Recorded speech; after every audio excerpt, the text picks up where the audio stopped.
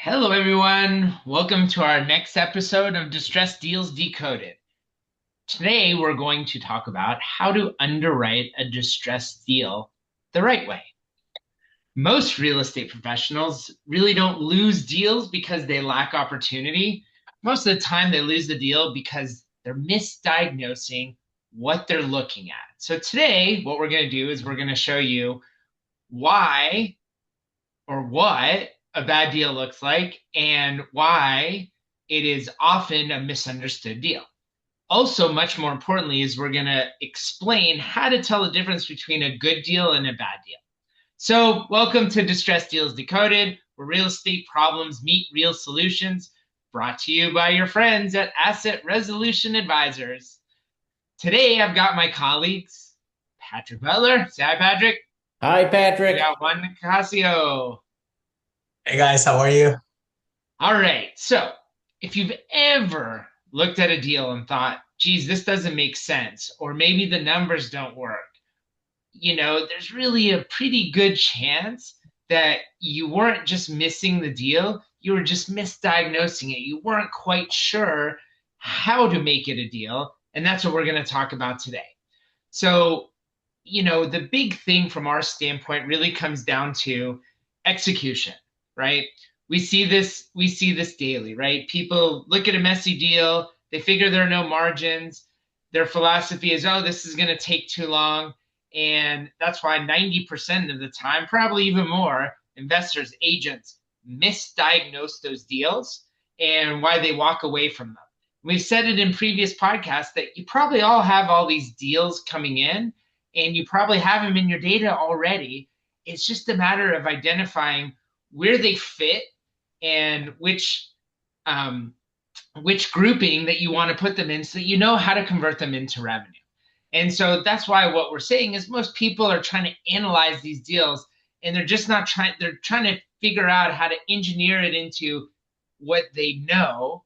And really the big deal comes into what they don't know. And that's what we're going to talk about today in our podcast is how to identify them, figure out that deal analysis, figure out how to engineer it so that when you come back to these deals, you're going to figure out how to make the best financial decision to drive revenue.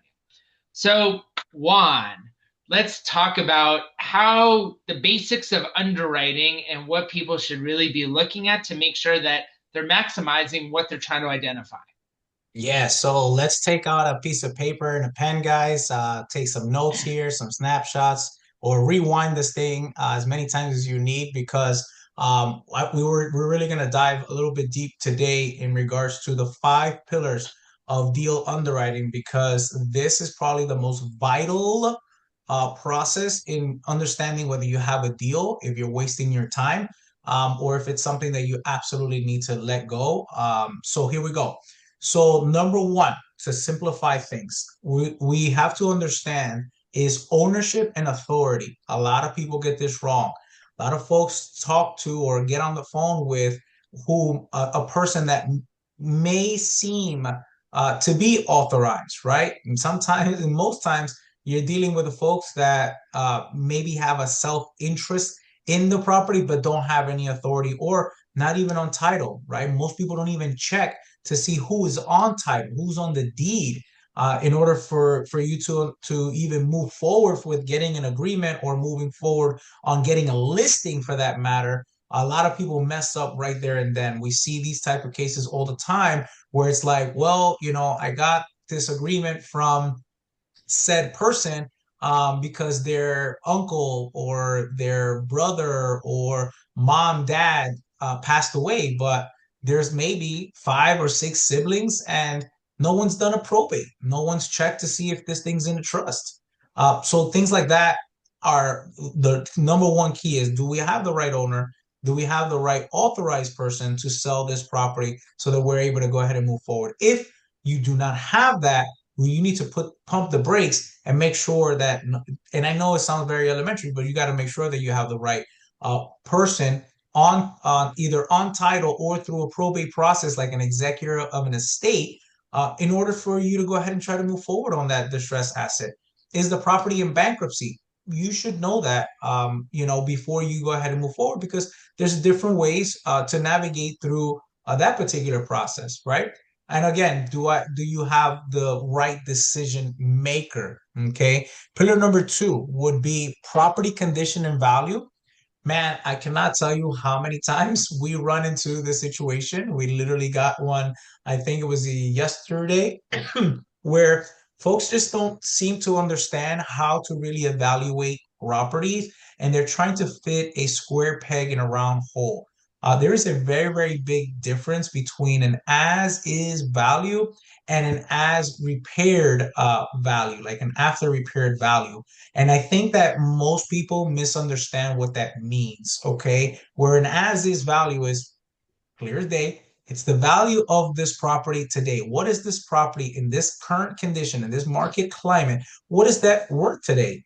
And then what is an after repair value? What is the value that if this property was prim and proper, what would it be worth? Right. And so many people misunderstand those two aspects of underwriting, and then they get it wrong. They feel that the property, because maybe the after repair value is X amount of dollars, that they can make some sort of ridiculous offer.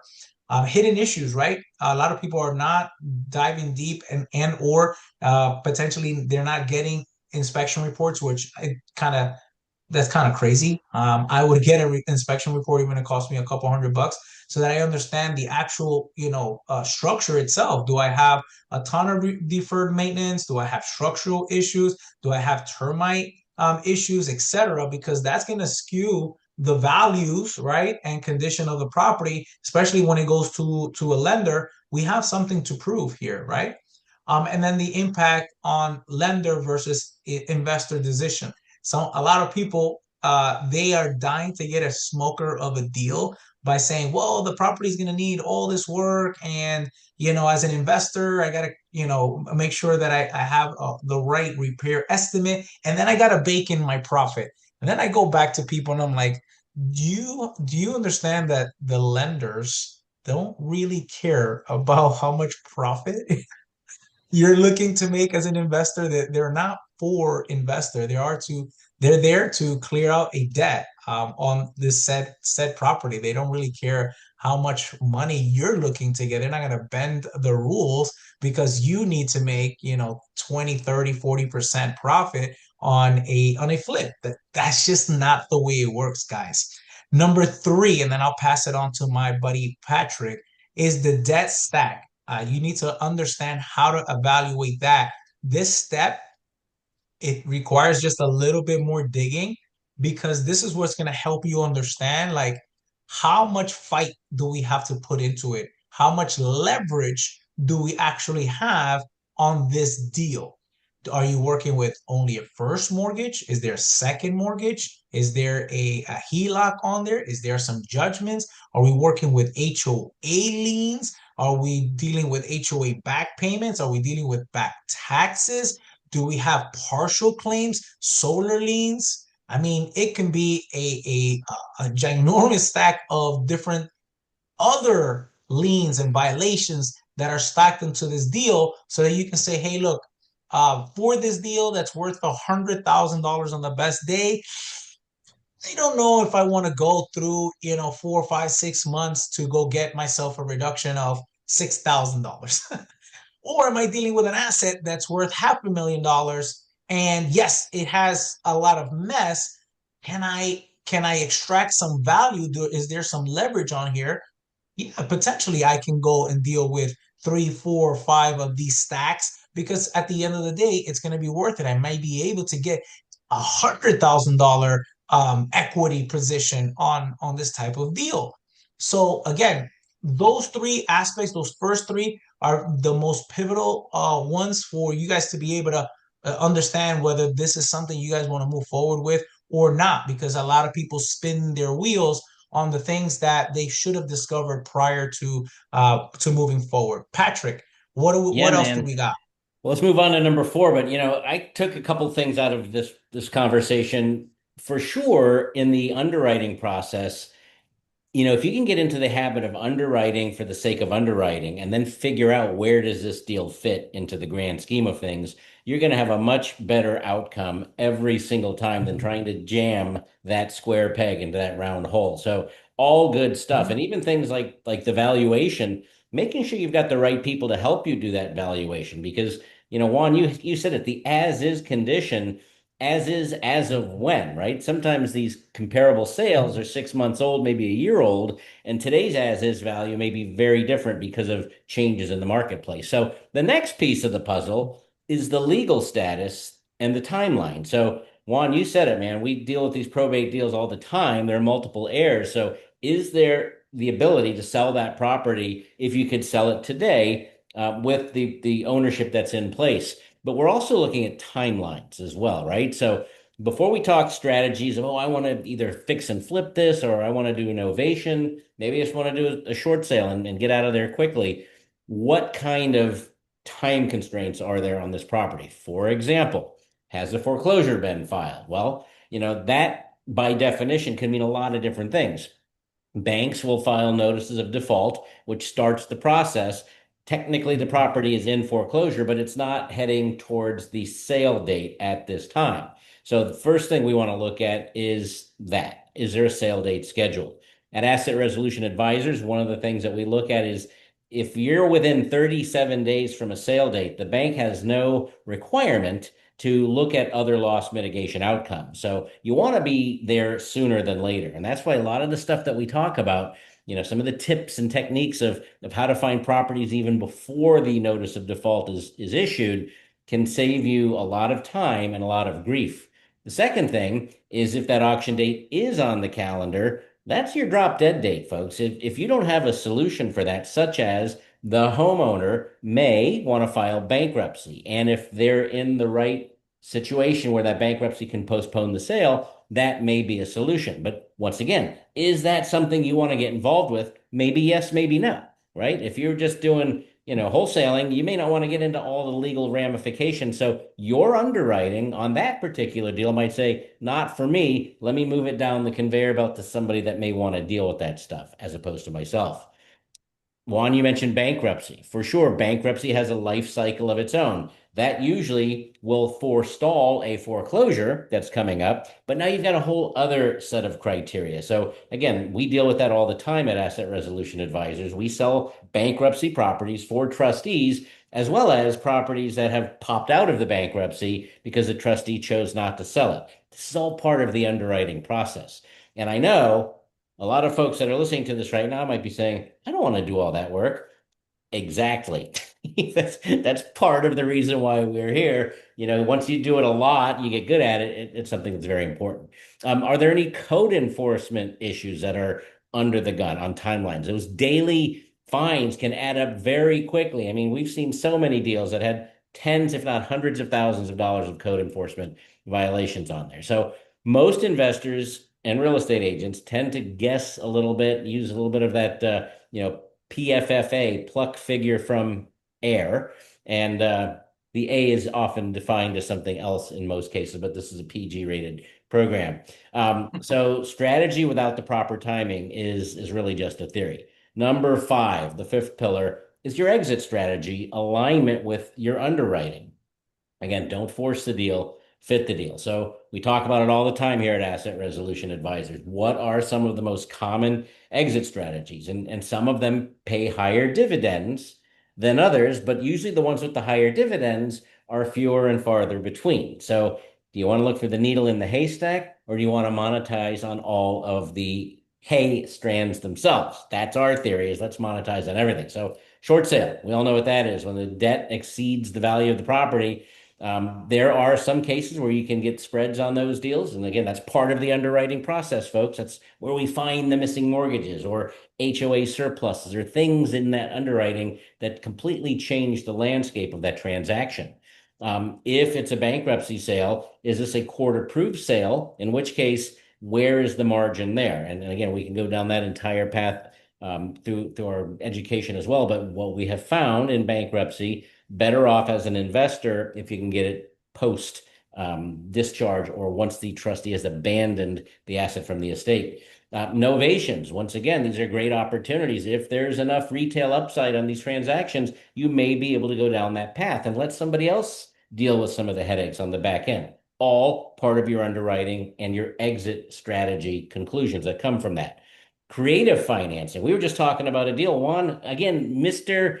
ACQ came across a $2 million property that he's got a real estate agent working on. In that particular case, it's free and clear. We were talking about, man, wouldn't you love to have that and hold paper on that so that number one, you're not beaten up with capital gains, but that owner could go on for years collecting payments with a secured asset, much like a lender would do. So all kinds of stuff, subject twos, wraparound financing, some of those more creative things that the more educated investors are doing. And then, of course, your retail listing. For the real estate agents, that's everybody's bread and butter. Those are the things that everybody's looking for. But again, which outcome or outcomes make the most sense from the underwriting that was done? We don't force anything here at Asset Resolution. We do advise, by the way, our clients on potentially, you might be making a bad decision here, folks. This outcome may not be the shortest path to success for you, and let them make the decisions from themselves. At the end of the day, underwriting isn't about just ticking boxes. It's literally making sure that the deal that you think you have is actually the one that you can close on. So before we move on to the next piece, since we're talking about asset resolution advisors, folks, we'd love you to visit us online. Come to our website at assetres.com. Join us in our school community. We've got an underwriting checklist there, as well as a form that'll guide you through the underwriting process, and that'll send a copy to us as well if you'd like us to put eyeballs on that deal for you. First one's always done with our blessings, and from there you can decide if that's something that you think might help you as you go down your investment or listing path. So the underwriting, Steve, is all part of the data collection. So, I mean, I've heard the saying, garbage in, garbage out. Talk to me, Goose. Yeah, let's talk about this and in a couple really good points, right? And that I want to reiterate. Yes, this seems really cumbersome, but it's not, right? This is part of this is learning. Once you learn how to underwrite a property, you become very proficient at it, and you get to the point where you can do a lot of this in 5, 6, 7, 10 minutes, right? Mm-hmm. You have to know where to look, what to look for, what you're identifying, and when you get that down and you start doing that, you'll be very proficient at finding the deals. Number two, which I think is really, really important, and I think something we actually recently saw in a deal is, a lot of people, a lot of influence out there saying, oh, you need to be in the right room, you need to be in the right room, right? Because the proximity to people is important. Well, let me tell you something similarly. You need to be looking at these deals, because if you're not looking at these deals, you're missing out. You're missing out on golden opportunities. A really good example we just came across. Yes, part of it was a fluke, but the fluke happened because we worked the deal. If we never worked the deal, we would have never found the fluke. And what ended up happening was we had a distressed asset, $1 million plus property, 2 loans. We started working the loans and doing a short sale. And sure enough, as we walked through it, the first lien, which was a $1.4 million loan, was not secured by the property. There was a mistake made by the loan originator and the title company when the loan was originally made. And so this loan was technically invalid against this property. It just went poof, went away. So all of a sudden, this second lien holder is now the primary lien holder. And all of a sudden, just by this, there's $700,000 of equity. And if the deal was never worked, if you didn't go through the process, this would have never happened. It's that proximity, right? So when you go and you look at these deals, underwriting it from an underwriting standpoint, it was, okay, here's the loan stack. Here are all the details. Yep, short sale, let's go. Right, to Patrick's point, where does it end up in the conveyor as far as which grouping does it goes? And sometimes what happens is you think you're going to make a couple $1,000s and you end up making $700,000. You don't do that if you're not in proximity to these deals. That, I think, is probably the most important to these underwriting, and understanding that which deals can you make nothing out of and which deals can you make something which might turn into something big. And it all comes back to garbage in, garbage out of data. Hmm. That's really where the deals, right? Right now, today, everybody's looking at, oh, short sale, I can't do it. Oh, bankruptcy, I can't do it, right? Hear this from wholesalers all the time, from a real estate. Oh, you can't. No, you can do it. It's a matter of how you make. Today, those deals in your database are making you zero, nothing, not even a penny. So if you can turn this and we can help you, you can learn how to turn this into 500, 1,000, 10,000, 100,000. You never know where it's going to lead because I'll tell you right now, this is really weird. In the first 25 years of my career, I think I dealt with extinguished mortgages. I can probably count on one hand. Mm. In the last year and a half, last 18 months, two. Yeah. Now, is it coincidence? Maybe. I don't think so. But I mean, again, these are all the things that we're going. How do you find these? What are the data points you need? So, in addition to the 5 pillars, a lot of them are really basic, right? Is if you could get a mortgage statement, that tells a lot, right? You don't need it, but it's good data to go and figure out where does this stack in as far as which part of the conveyor belt does it go out of. Lien searches, foreclosure statuses, bankruptcy statuses, any photos you might have. Probably the most important is access to the homeowner. One of the people that you can end up being able to one of the people who can sell the property and sign, very important. All these things are really good. What are our red flags? Well, we don't have any of those data points yet. You're not going to be able to do anything. Oh, well, I found this really great deal, but the seller is not talking to me. Not a deal. Yeah, we'll figure all this stuff out later. Let's work the deal first. Yeah, again, that doesn't really work, right? Because you're working backwards. That's where deals fail. Because you Hmm. get down to it, all these things are coming in, and it's not a deal. It's a hope strategy. It's not an actual deal strategy. The idea here is being proficient to find the proper data points. And once you get the proper data points, you stack it to say, yes, I can do it. No, I can't. Again, you become very proficient to know what you're going to be able to make out of it, or how to seek help. Say, hey, I think this is better than the basic. Where else do I need help? That's what asset resolution is here for, right? All right. So Right. Juan, what are some other ways that our friends out here can work with us to get deals going? Yeah, so everything that you mentioned, what we did is we try to simplify it for folks because again, some of this is new language to a lot of people. Okay, and we want to make sure that as a community, we're able to help folks to really navigate and start learning and getting used to how to submit deals, how to review deals, right, and understand like what is a deal, what is not a deal. So what we've put together is a link that we're going to include on this podcast. You'll be able to see it down below in the description. And where when you click on that link, it's going to tell you specifically the line items of things that we would need in order for us to help you folks underwrite those deals and get feedback to you guys as to like, hey, this is a positive deal. There's a pathway here, or no, this is not a good deal. This deal is being rejected because it doesn't fit X, Y, and Z, or you're going to just kind of spin your wheels. There's no meat on the bone on this particular deal. So what we created was a very, very simple form, and where when you have those data points, you can put that in there, and then we get a message and allows us to go ahead and underwrite and get you guys the feedback. Yep. Absolutely. Patrick, anything else we should add?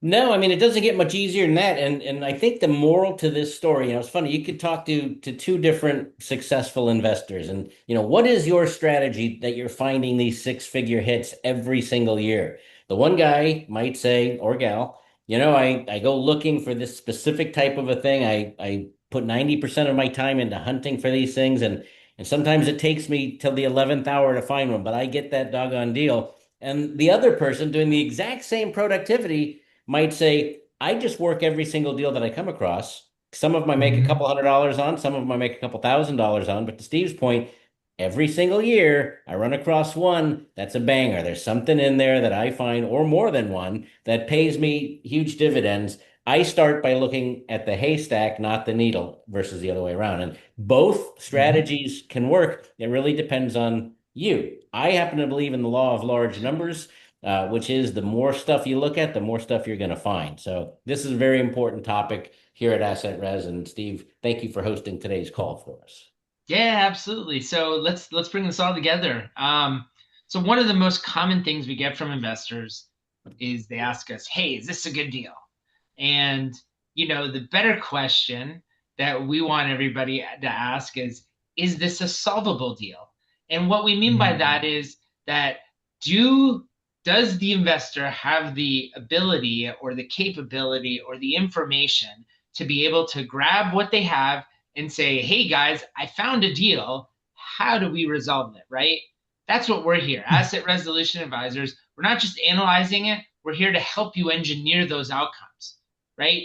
We're here to help and assist you in figuring out what is that exit, but the front part is making sure that that deal is there to begin with, right? Right. These are deals that everybody's been walking away from or getting stuck in and not sure how to exit on them and just saying, "Oh, well, I can't do it." So again, if you're working on a deal that doesn't make sense or you're just not sure how to move it forward, that's what we're here to help. That's what we're here to do. Sometimes we can help you solve the problem directly, and in other cases, we can guide you in which way to go. So reach out, submit the deals. Let's take a look at it together. And appreciate you all being here for the podcast this week. And again, if you need any help, reach out to Asset Resolution Advisors. You can click the links and get in touch with us. That's it for this week. Guys, any parting? Yeah. Don't forget to subscribe so we can continue to bring you more and more of this content. Do not forget to share, thumbs up, make a comment, share with people this knowledge because, again, this market is getting very, very spicy and the money is in the detail. The money is in these distressed properties. So make sure to subscribe, to like, and share this podcast with your friends and family.